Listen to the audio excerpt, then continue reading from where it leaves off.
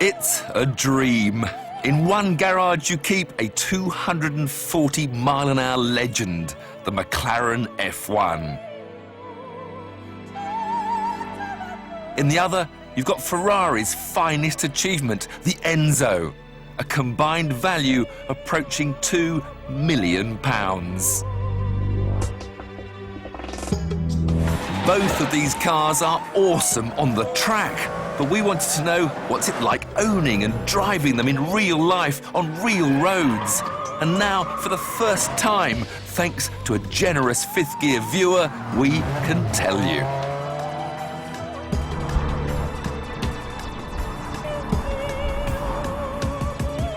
Chris Palmer is a self-made man who sees these delicious supercars as investments as much as toys. Probably, for me, they're as good as it gets.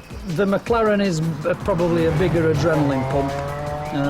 The Enzo, if anything, is a little bit easier to drive. Insurance, running costs?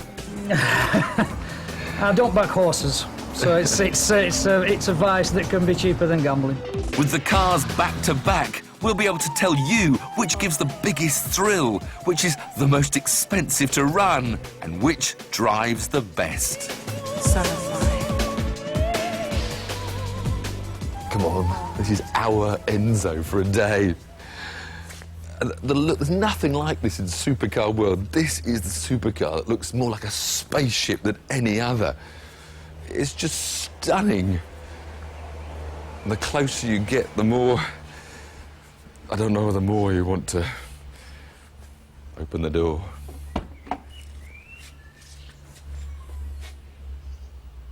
And it just invites you, it beckons you to come. But the contrast is immediate from the stunning exterior to the almost basic functional interior.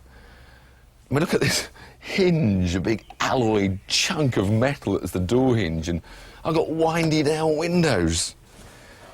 No carpet. Spent all that money, no carpets, but you don't care because you see things like race and mode set. Then you see start. Then you see a key.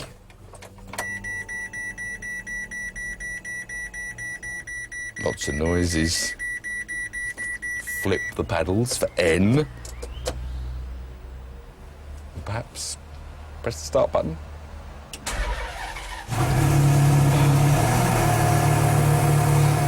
My heartbeat's just got up about 50 beats. And that is coming through the seat into my back and into my spine, tingling up into my brain. And I haven't even touched the throttle pedal yet.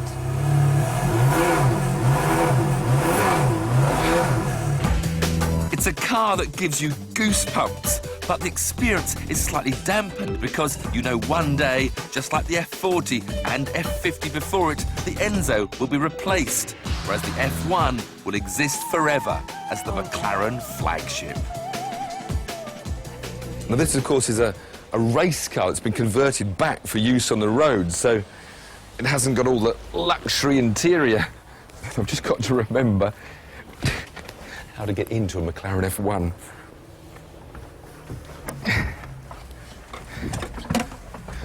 But once inside that brilliant driving position that Gordon Murray created, no beautiful dials in front of me, a race-spec dashboard, and this whole bank of carbon fibre surrounded switches.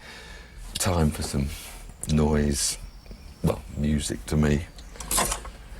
Full race-spec master switch, ignition, fuel pumps on.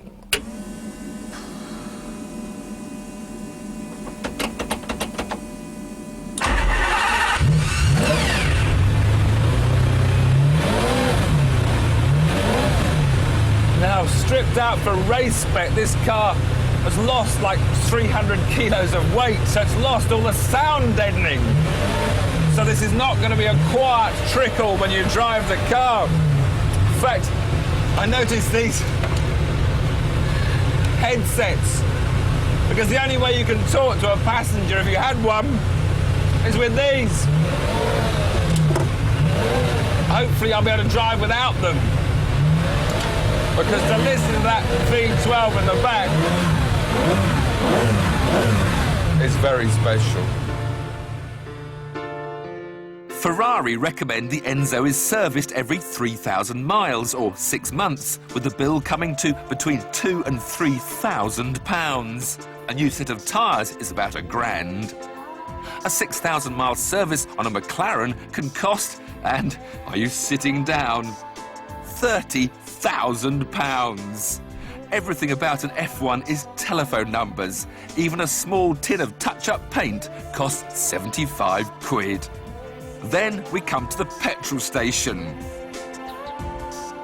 A day with these two resulted in my record ever fill-up.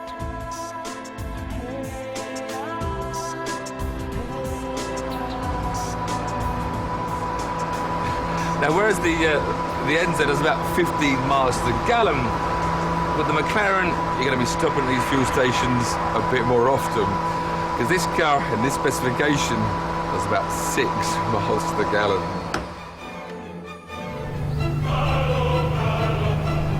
How long is that nose and how near is that concrete?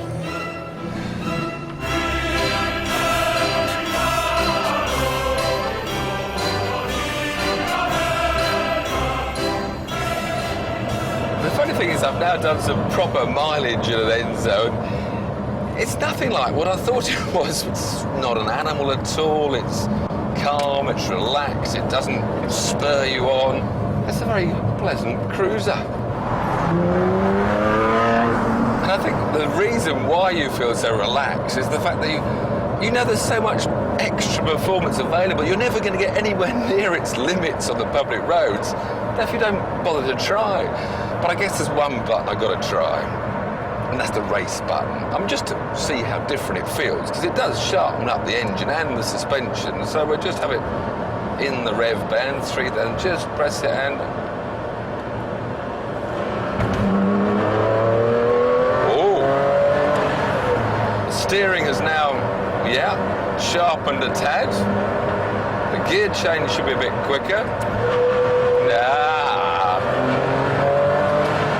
Suddenly I feel a bit egged on. It's amazing what a difference one button can make.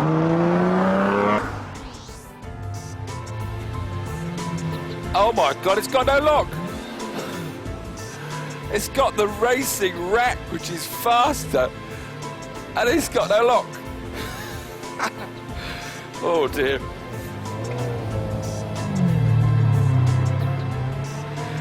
I thought I'd drive this without this headset on, but it is so noisy, especially with the gearbox. In fact, if I didn't have this on, you wouldn't hear me speak. But I have to say, I feel a bit like a fighter pilot taking his F-16 down to the shops. This whole car just is saying, let's go, let's go. White circle with black diagonal lines across it, which means we can now go 3, 2... It's like I've got a huge widescreen television in front of me on a PlayStation game. Whoa! Oh, it's going to get me into trouble.